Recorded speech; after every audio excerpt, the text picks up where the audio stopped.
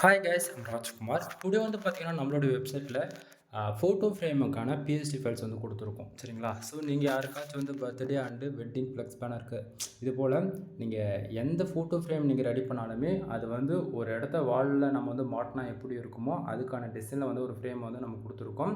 இது வந்து ஒரு பிஎஸ்டி ஃபைல் தான். சரிங்களா? ஸோ உங்களுக்கு யாருக்காச்சும் இந்த பிஎஸ்டி ஃபைல் வேணும் அப்படின்னா கீழே டிஸ்கிரிப்ஷன் வந்து டேரக்ட் லிங்க் வந்து கொடுத்துருக்கேன்.